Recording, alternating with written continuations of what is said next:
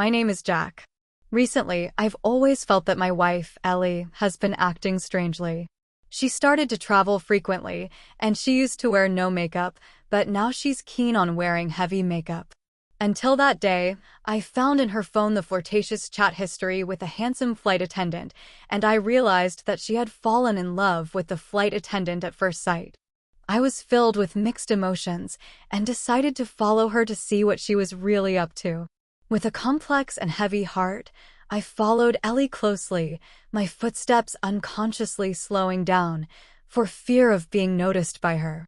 At this time, the streets were bustling with traffic and crowds of people, but all I could see was Ellie's swaying figure in the crowd.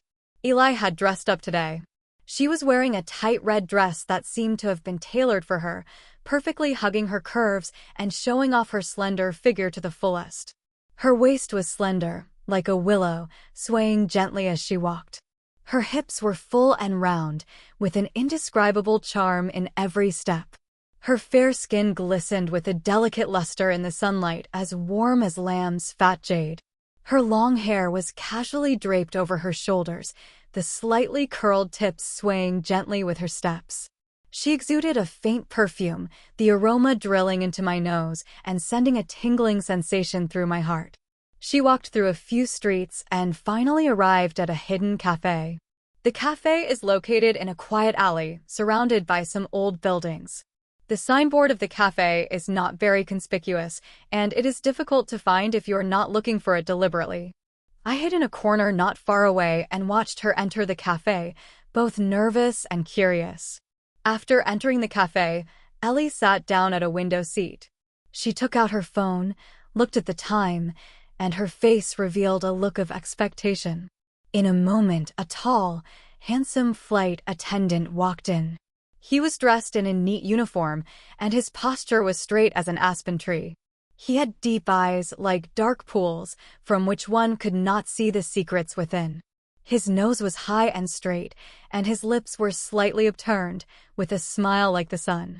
The flight attendant's eyes lit up when he saw Ellie, and he walked quickly towards her.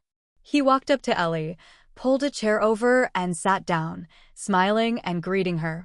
The two of them started talking, and Ellie's face was filled with a bright smile, a smile I hadn't seen on her face in a long time. They were having a good time, laughing from time to time, and that laughter pierced my heart like a needle. I looked at their every move through the glass window of the cafe. The flight attendant gestured from time to time, as if he was telling something interesting, while Ellie rested her chin in her hands and looked at him intently, her eyes full of admiration and love. Their interaction was so natural, as if they had known each other for a long time. At that moment, the waiter came over and served them coffee and dessert. The flight attendant thoughtfully stirred Ellie's coffee and picked up a piece of dessert and fed it to her. Ellie slightly opened her mouth, her face flushed, looking particularly shy. As I watched the scene, a strong sense of anger and jealousy welled up in my heart, and my fists unconsciously clenched. In the middle of their conversation, I vaguely heard them talk about the flight attendant's flying experiences. The flight attendant told her about the sights and sounds he had seen around the world, and those novel stories fascinated Ellie. Ellie also shared some of her own trivial life stories, and the two seemed to be getting closer and closer. As time passed, the cafe gradually filled up with people, and the surrounding noise also covered the sound of their conversation. But I could still feel the strong and ambiguous atmosphere between them from their expressions and body language. From time to time, the flight attendant would reach out and gently touch Ellie's hand. Ellie didn't avoid it, but instead, she trembled slightly and a shy smile appeared on her face. I looked at them and felt a pang of pain. At one time, Ellie and I had such sweet times together, but now she is showing such tenderness in front of others. I kept asking myself in my heart, what happened to our relationship? Why did we come to this? Suddenly, Ellie seemed to sense something, and she glanced out of the window without thinking. My heart tightened, and I quickly hid myself, afraid that she would discover me.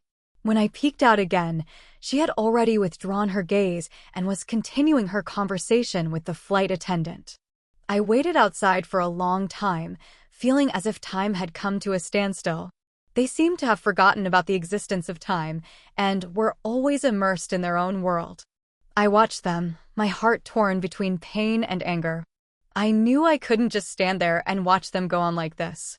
I had to do something to save our relationship and Ellie's heart. After a while, they finally finished their conversation. The flight attendant stood up, helped Ellie pull her chair out from the table, and then the two of them walked out of the cafe together. I followed closely behind them, vowing to find out what was going on between them and why Ellie had betrayed me.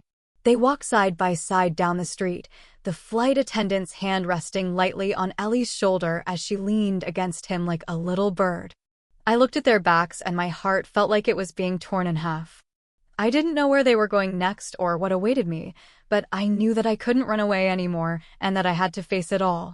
After what seemed like a sweet time in the cafe, Ellie and the flight attendant got up and left. They walked side by side on the street, acting intimately as if the whole world was left with only each other. The pain in my heart surged like a tidal wave, but I held back my emotions and followed them carefully. They walked along the street, passing by the bustling shopping mall and through the bustling crowd. Ellie's face was always filled with a smile, while the air host kept bowing his head and talking softly to her from time to time, his eyes full of tenderness. I kept a distance from them, trying not to attract their attention, but my anxiety grew stronger and stronger, not knowing where they were going on this trip. After walking for a long time, they turned into a narrow alley. The alley was lined with dilapidated walls, and the mottled marks on the walls told the story of the vicissitudes of time. The ground was pitted and uneven, littered with rubbish, and occasionally a few rats scurried around in the corners. I felt a tightening in my heart and realized that things might not be good, but I followed them in any way. When I came out of the alley, an abandoned factory came into view. The factory gate was half closed, and the rusted iron gate swayed gently in the breeze, making a creaking sound. The surroundings were overgrown with weeds, and some abandoned machines and miscellaneous objects were piled on the ground at random, making it look exceptionally desolate. Ellie and the air hostess walked into the factory without hesitation. I hesitated for a moment, but I finally decided to follow. I crouched down and entered the factory quietly. The interior of the factory was dimly lit and filled with a pungent smell, like a mixture of rust and dust. I squinted my eyes and tried to adjust to the dim light, walking carefully towards Ellie and the air hostess. Suddenly, a loud noise came from the front. I was startled and quickly hid behind a machine. Through the gaps in the machine, I saw a group of mysterious people appear in front of Ellie and Air. These people were dressed in black and wore masks on their faces, revealing only a pair of cold eyes. They were holding various weapons in their hands, including daggers and iron rods, and looked very fierce. "You finally arrived, David," the air hostess's name. A tall man stepped forward, his voice low and hoarse, as if it came from the depths of his throat. "We've been waiting for you for a long time, so don't even think about playing any tricks." The air hostess's face instantly turned pale. She instinctively took Ellie under her protection and said with a slightly trembling voice, "I've done what you asked, brought the stuff, so just let us go." Where is it?" The man sneered, his eyes betraying a hint of doubt. The flight attendant took out a small box from his pocket and handed it to the man. The man took the box, opened it, and glanced inside, nodding in satisfaction. "Not bad, you're quite sensible. But do you think you can just walk away like this? What do you want? Didn't we agree?" The flight attendant's voice carried a hint of panic. "Our deal was that you bring the stuff, not that you get to go. You know too much, and you're always a risk," the man said, giving a wink to the people next to him. The mysterious people around them immediately gathered around, and they closed in on the flight attendant and Ellie step by step. Ellie was terrified, her beautiful big eyes full of fear, and her body kept trembling. "No, please don't hurt us." Her voice was full of sobs and sounded pitiful. The flight attendant held Ellie's hand tightly, trying to give her some comfort. "Don't be afraid, I'm here for you." But his eyes were also filled with despair. I hid behind the machine, my heart filled with anxiety. Watching Ellie's terrified face, my heart felt like it was being cut by countless knives. I knew that I could no longer sit idly by, and that I had to protect her even if it meant risking my life. I looked around for something I could use as a weapon and finally found an iron bar on the ground next to me. I gripped the bar tightly, took a deep breath, and then rushed out from behind the machine. "Stop!" I shouted, swinging the bar at the men. The men were startled by my sudden appearance. They turned their heads and looked at me, their eyes showing a hint of disdain. "Who are you?" "Mind your own business," one of the men said menacingly. "I'm her husband, and none of you dare lay a hand on her." I shouted, my voice echoing in the empty factory. The men were taken aback by my words, and then burst out laughing. "Just you? You dare come here and play the hero all by yourself?" I ignored their mockery and charged straight at the one closest to me. I swung my iron bar at him, aiming for his head. He reacted quickly, sidestepping my attack and then lunging at me with a dagger in his hand. I took a few steps back to avoid his attack. Meanwhile, the other men closed in on me. I felt my heart sink as I realized I was in danger, but I didn't flinch. I swung my iron bar, trying to fend off their attacks. As I struggled with them, I gradually felt my strength failing. I was injured in many places, and blood kept dripping onto the ground. But I still didn't give up, because I saw Alina's eyes full of fear and expectation. I knew I couldn't fall. Eli and the air hostess took this opportunity to try to find a chance to escape. Alina's eyes were full of gratitude and concern for me. She kept shouting my name, "Jack, be careful." Seeing that I was losing strength, the masked men attacked even more fiercely. I was hit on the head by one of the masked men with an iron rod, and I felt dizzy and almost fell to the ground. Just then, a siren sounded in the distance. Hearing the siren, the masked men's faces showed signs of panic. "No good, the police are here, let's go," shouted the tall man. The mysterious people dropped their weapons and turned to run outside the factory. I watched their backs as they left, relieved, and then my vision went dark and I fell to the ground. Ellie and Kongshao hurried over, Ellie kneeling beside me with tears in her eyes. "Jack, wake up, you can't be okay," her voice was full of fear and despair. Before long, the police arrived at the scene. They quickly surveyed the scene and took Ellie, Kongshao, and me back to the police station. At the police station, Ellie held my hand tightly and kept apologizing to me. I looked at her. Although I had a lot of grievances and pain in my heart, seeing that she was safe and sound, I felt that everything was worth it. And this dangerous experience has also caused a huge change in our fate. What will happen next, I don't know, but I know that we must face the future together. My heart tightened the moment the mysterious men surrounded Ellie and the flight attendants, and the air was filled with the threat of danger like a dark cloud over the abandoned factory. Looking at Ellie's terrified face, her beautiful big eyes full of fear, my rational mind completely collapsed at that moment. All my anger, unwillingness, and worries for her welled up in my heart like a volcano erupting. I didn't have time to think about my own safety, let alone weigh the possible consequences of this action. I just instinctively wanted to rush up to protect her. I suddenly stood up from my hiding place, holding a rusty iron rod that I had picked up at some point. I shouted with all my strength, "Stop."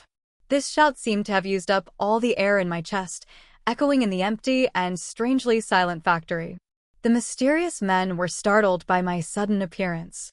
They turned their heads one after the other and regarded me with cold and hostile eyes. The tall man in the lead, with a ferocious face, narrowed his eyes slightly and looked me up and down, before curling his lips into a sneer of contempt. "Yo, where did this hero come from? Mind your own business, or I'll deal with you too." I fearlessly met his gaze. Although I was nervous inside, like a fawn with its heart pounding, I still tried to keep my voice calm. "I am her husband. If you dare to lay a finger on her today, I will not let it go." Saying this, I waved the iron rod in my hand, trying to intimidate them with it. However, my actions seemed like a futile struggle in their eyes. The mysterious men glanced at each other and then burst out laughing as if I were a funny clown. "Just you? How dare you come alone?" One of the men with a sharp nose said in a strange voice. I was not shaken by their ridicule, but stared at them intently, slowly approaching Ellie and the flight attendant. I could feel Ellie's fearful yet hopeful gaze fall upon me, and it was like an injection of strength, strengthening my resolve to protect her. Just as I was about to get close to them, a mysterious person suddenly rushed up from the side, and the cold light of the dagger in his hand flashed as he stabbed straight at my stomach. I subconsciously dodged to the side, and the dagger scraped past my clothes, leaving a long cut. Immediately afterwards, another mysterious person sneaked up from behind and hit me hard in the shoulder with a club. I felt a sharp pain and nearly dropped the iron rod in my hand. But I did not flinch, and with great pain, I swung the iron rod back to fight back. The iron rod hit one of the mysterious men's arm heavily, and I heard him scream, "Ow," as he dropped his weapon to the ground. I took the opportunity to kick him in the stomach, knocking him to the ground. However, the opponent was in the majority, and I soon found myself surrounded by them. They attacked me from all sides, raining punches and kicks down on me. I felt my body gradually becoming unable to support itself, and I was injured in many places, with blood constantly gushing from the wounds and soaking my clothes. Ellie was anxiously shouting my name from the side, "Jack, be careful. Forget about us, you run." Her voice was full of worry and fear, tinged with tears. The flight attendant was standing nearby, his face pale, his eyes betraying a hint of guilt and helplessness. I ignored Ellie's cries and stubbornly continued to resist. I knew that as long as I could hold out for even a moment, they would be safer. I kept swinging the iron bar, trying to open a way out for myself, Ellie, and the flight attendant. Just when I felt desperate and thought I might not be able to hold on, a piercing siren suddenly sounded in the distance.